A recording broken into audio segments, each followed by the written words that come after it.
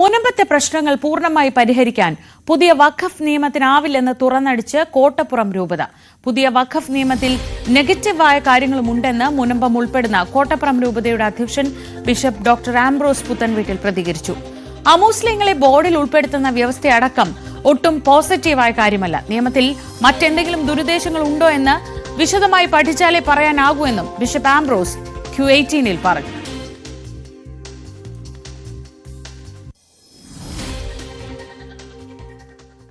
മുനമ്പം സമരത്തിന് എല്ലാ പരിഹാരവുമായി വഖഫ് നിയമ ഭേദഗതി ബില്ലോടെ എന്ന് ആവർത്തിച്ചു പറയുന്നു BJP നേതാക്കന്മാരെല്ലാവരും തന്നെ. അങ്ങനെ സഭ കരുതുന്നുണ്ടോ? കോട്ടപ്പുറം രൂപത അങ്ങനെ കരുതുന്നുണ്ടോ? സഭയും കോട്ടപ്പുറം രൂപതയും ഇത് പൂർണ്ണമായിട്ടും പരിഹരിച്ചതായിട്ട് കരുതുന്നില്ല. ശാശ്വത പരിഹാരം കാണണമെങ്കിൽ ഇത് കോടതിയിൽ നിന്നുള്ള വിധി വന്നിട്ട്, പ്രത്യേകിച്ച് വഖഫ് ബോർഡിൻ്റെ പേരിൽ ഇവരുടെ പേരുകൾ രജിസ്റ്ററിൽ കയറിയിട്ടുണ്ട്. ആ പേരുകൾ രജിസ്റ്ററിൽ മാറിക്കഴിഞ്ഞു റവന്യൂ അവകാശം പുനഃസ്ഥാപിച്ചാൽ മാത്രമേ ഇതിന് പ്രശ്നത്തിന് പരിഹാരമായി എന്ന് പറയാൻ സാധിക്കുകയുള്ളൂ. ഈ അമെൻമെൻറ്റിൽ തന്നെ ചില പോസിറ്റീവായിട്ടുള്ള കാര്യങ്ങളുണ്ട്, ചില നെഗറ്റീവായിട്ടും. ഞാനിപ്പോൾ ഇത് വായിക്കാൻ തുടങ്ങിയപ്പോൾ എനിക്ക് മനസ്സിലാകുന്നത് അങ്ങനെ തന്നെയാണ്. അപ്പോൾ അതുകൊണ്ട് തന്നെ അമെൻമെന്റിൽ നെഗറ്റീവായിട്ടുള്ള കാര്യങ്ങളുണ്ടോ? നെഗറ്റീവായിട്ട് ഞാൻ കാണുന്നത് പ്രത്യേകിച്ച് ഒരു ബോർഡിൻ്റെ അകത്ത് മുസ്ലിങ്ങളല്ലാത്തവരെ ചേർക്കുക എന്നുള്ളത് അത് പോസിറ്റീവായിട്ട് ഞാൻ കാണുന്നില്ല. രണ്ടാമതായിട്ട് ഞാൻ കാണാത്തൊരു കാര്യം, പ്രത്യേകിച്ച് 5 വർഷം മുസ്ലിമായ ആളുകൾ ഇതെങ്ങനെയാണ് കണ്ടുപിടിക്കുക എന്നുള്ളത്. പിന്നെ വഖഫ് ആയിട്ട് ബുദ്ധിമുട്ടുള്ള ഒരുപാട് മുസ്ലിം സഹോദരങ്ങൾ ഇവിടെ മുനമ്പത്ത് വന്നിട്ടുണ്ടാകും. അവർ പറഞ്ഞു ഞങ്ങൾക്കും ബുദ്ധിമുട്ടുണ്ടെന്ന്. അപ്പം ഒരുപാട് മക്കൾ ഇതിൻ്റെ പിന്നിൽ. പക്ഷേ അതെനിക്ക് തോന്നുന്നത് ഒരു എന്താ പറയുക, അതിൻ്റെ ഓർഡർ വിട്ടുപോയതുകൊണ്ടുള്ള പ്രശ്നങ്ങളാണ്. അപ്പോൾ ഓർഡർ വരാൻ വേണ്ടിയാണ് ഈ അമെൻഡ്മെൻറ്റ് വന്നതെങ്കിൽ പോസിറ്റീവായിട്ട് കാണാം. മറ്റു ദുരുദ്ദേശങ്ങൾ ഉണ്ടെങ്കിൽ അതാ പറഞ്ഞത്, ഇതൊക്കെ പഠിക്കണം എന്നുള്ള കാര്യം പറഞ്ഞത്. കാരണം ഇപ്പോൾ നമുക്കതിനു വേണ്ടി 6 മാസം ആഗസ്റ്റിൽ ചെയ്യേണ്ടിരുന്നത് 6 മാസം നീട്ടി കിട്ടിയപ്പോൾ എല്ലാ പാർട്ടികൾക്കും പഠിക്കാനായിട്ട് അവസരം ഉണ്ടായിരുന്നു. ഈ ബില്ലിൽ ദുരുദ്ദേശമുണ്ടോ ഇല്ലയോ എന്ന് ഇപ്പോൾ പറയാൻ കഴിയില്ല. അത് പഠിക്കണം, അതാണോ നിലപാട്? ഇപ്പോഴും അങ്ങനെ തന്നെയാണ്. കാരണം വേറെ ഏതെങ്കിലും ഇതുണ്ടോ എന്ന് നമുക്കറിയില്ല. നമുക്ക് ഇപ്പോൾ ഇത്രയും ഈ ഭേദഗതിയിൽ വളരെ പ്രധാനമായിട്ട് നമുക്ക് പറ്റിയേക്കുന്നത് 2A ക്ലോസാണ്. അതുമാണ് വ്യക്തമായിട്ട് നമുക്ക് തോന്നിയിരിക്കുന്നത്. അപ്പോൾ അതുകൊണ്ട് ഈ ഇപ്പം പാർലമെൻറ്റിൽ അല്ലെങ്കിൽ ഏതെങ്കിലും ബില്ല് പാസ്സാകുമ്പോൾ നമ്മൾ വളരെ വ്യക്തമായിട്ട് ഓരോ പൗരനും അറിഞ്ഞിരിക്കേണ്ടതാണ്. പക്ഷെ നമ്മൾ ആരും പഠിക്കുന്നില്ല എന്നുള്ളതാണ്. കേരളത്തിലേതുപോലെയല്ല ജബൽപൂരിലടക്കം കാര്യങ്ങൾ നടക്കുന്നതെന്ന് കോട്ടപ്പുറം ബിഷപ്പ്. ജബൽപൂരിലടക്കം നടക്കുന്ന ആക്രമണങ്ങളാണ് ഇവിടുത്തെ ക്രൈസ്തവരെ കൂടുതൽ ആശങ്കപ്പെടുത്തുന്നതെന്നും ബിഷപ്പ് ആംബ്രോസ് പുത്തൻവീട്ടിൽ പറഞ്ഞു. ചരിത്രം മറന്നു പോകരുത്. മതഭ്രാന്തന്മാർ പ്രശ്നങ്ങൾ ഉണ്ടാക്കുകയാണ്. ഇതുവരെ ശുശ്രൂഷിച്ചിരുന്നവരെ പോലും എന്തുകൊണ്ടാണിപ്പോൾ ശത്രുക്കളെ പോലെ കാണുന്നത്? ഇതുപോലെയുള്ള വിഷയങ്ങൾ ഈ കേരളത്തിൽ നടക്കില്ലെന്നും കോട്ടപ്പുറം ബിഷപ്പ് Q18 പറഞ്ഞു.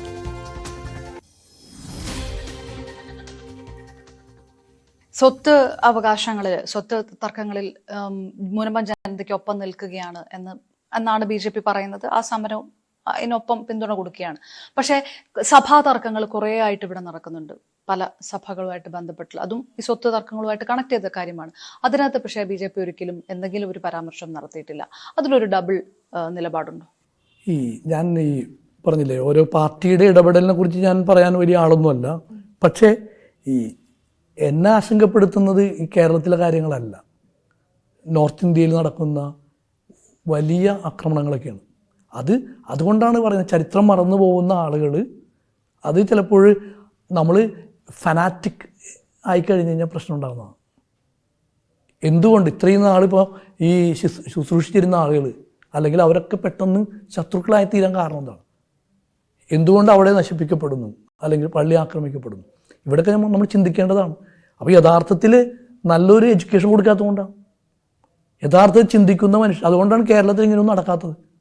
ഈ ജബൽപൂരിലടക്കം നടക്കുന്ന ഈ ആക്രമണങ്ങളൊക്കെ അത് കേരളത്തിലും ക്രൈസ്തവ അധ്യക്ഷന്മാരെ സംബന്ധിച്ചിടത്തോളം ആശങ്ക ഉണ്ടാക്കുന്ന കാര്യം തന്നെയാണ്. തീർച്ചയായിട്ടും ആ വിഷയത്തിലാണ് ഇടതുപക്ഷവും കോൺഗ്രസും പറയുന്നത് അവിടെ പള്ളികൾ ആക്രമണം നടത്തുന്നവർ ഇവിടെ സമരത്തിന് പിന്തുണ നടക്കുന്നത് പ്രഹസനമാണെന്നാണ് BJPക്കെതിരെയുള്ള ആരോപണം.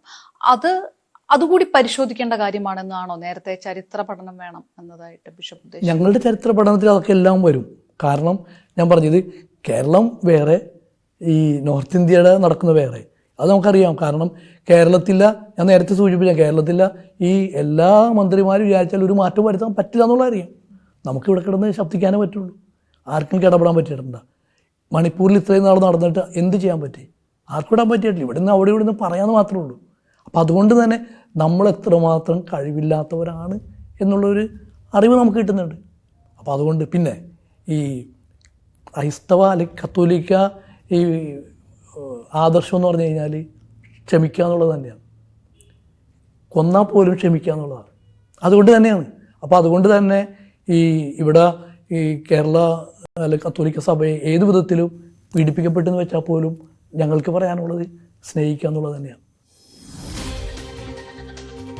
വരുന്ന തെരഞ്ഞെടുപ്പിൽ ലത്തീൻ സമുദായം ശക്തമായ രാഷ്ട്രീയ നിലപാടെടുക്കുമെന്നും കോട്ടപ്പുറം രൂപത അതിന്റെ മുന്നിൽ നിൽക്കുമെന്നും ബിഷപ്പ് ആംബ്രോസ് പുത്തൻവീട്ടിൽ കൂട്ടിച്ചേർത്തു. മുനമ്പം മാത്രമല്ല ലത്തീൻ സമുദായത്തിന് മുന്നിലുള്ള വിഷയം. അർഹമായ ആനുകൂല്യങ്ങൾ കിട്ടുന്നതിനും സ്ത്രീ പ്രാതിനിധ്യം ഉറപ്പുവരുത്തുന്നതിനും വാർഡ് തലം തൊട്ട് പ്രവർത്തനങ്ങൾ തുടങ്ങുകയാണെന്നും രൂപത അതിന് നേതൃത്വം കൊടുക്കുമെന്നും അദ്ദേഹം Q18-ൽ പറഞ്ഞു. മുനമ്പം അടുത്ത തെരഞ്ഞെടുപ്പിനെ ബാധിക്കുമോ, വോട്ടുകളെ ബാധിക്കുമോ എന്നുള്ളതാണ്.